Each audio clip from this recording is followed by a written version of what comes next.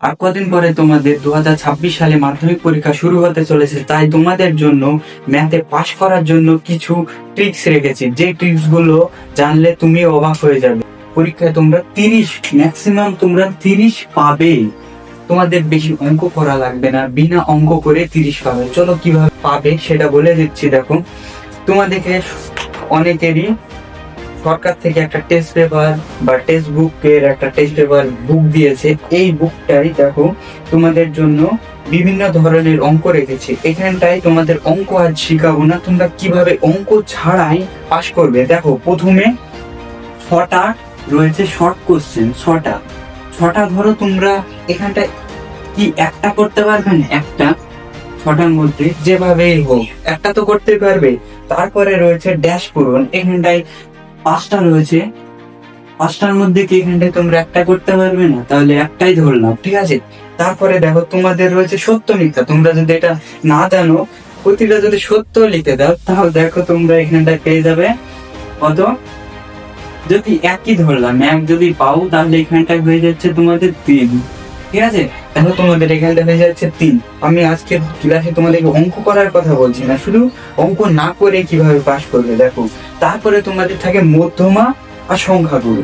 দেখো, মধ্যমা আর সংখ্যাগুরু, আর না তো ওজাইয়ের এত গড়, এই 3টার মধ্যে তোমাদেরকে যে কোনো দুটো করতে হবে। দেখো, মধ্যমা সংখ্যাগুরু দেখে তোমাদের ভয় পাওয়ার কিছু নেই, কারণ এই অঙ্কগুলো কি বলবো, জ্যামিতির মতন খুব সহজেই করা যায়, কিন্তু এর মার্কসটা থাকে 5 মার্কের। একটা অঙ্ক করতে পারলে তোমরা একটু যদি জানতে পারো, 2 মিনিটে অঙ্কগুলো তোমরা সলভ করতে পারবে। তাহলে এখান থেকে তোমরা যদি করো দুটো, তাহলে পেয়ে যাচ্ছ 10, ঠিক আছে। এখানটায় চলে গেলাম। এবার তোমরা করবে কি, উপপাদ্য যে কোনো একটা তোমাদেরকে। দেখো, এর আগে আমরা উপপাদ্যের অনেক কমন দিয়েছি, তোমরা ওই 6টা থেকে 7টাতে যদি ঠিকভাবে করতে পারো, 100% তোমরা একটা পাবেই পাবে। যদি না পাও, তাহলে আমাকে কমেন্টে বলবে স্যার আমি পাইনি, ঠিক আছে। দেখো, তাহলে এখান থেকে তোমরা যদি একটা করতে পারো, তাহলে হয়ে যাচ্ছে 5, ঠিক আছে। প্রয়োগ তোমাদের বাদই দিলাম, ঠিক আছে। তারপরে তোমাদের জ্যামিতি একটা করতে হবে। উপপাদ্য তো খুবই সহজ, যে কোনো একটা ছোট ছেলে পেলেও দেখবা করতে হবে, তোমরা তখন 10-এ পড়ছো, ঠিক আছে। উপপাদ্য তোমাদেরকে অন্তবৃত্ত না তো পরিবৃত্ত একটা শিখতে হবে।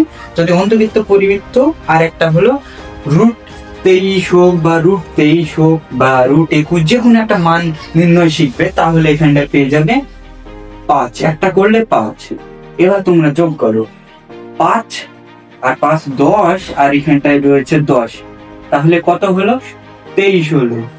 আর তোমরা প্রজেক্টে যদি ধরি 8 পাও, তাহলে 8 যদি যোগ করে দিই, তাহলে কত হচ্ছে দেখো, 8 11 31। দেখো, তোমরা অঙ্ক না করে 31 পেয়ে যাচ্ছ, তাহলে এত ভয় কিসে? তাই তোমরা আজই ফটাফট যাও, আর যেগুলো তোমাদের বললাম সেগুলো রিভাইজ করা শুরু করো। আর তোমরা যদি এই বিষয়ে তোমাদের যদি কোনো মতামত থেকে থাকে, অবশ্যই কমেন্টে জানাবে, আর আমাদের চ্যানেলটি সাবস্ক্রাইব করবে।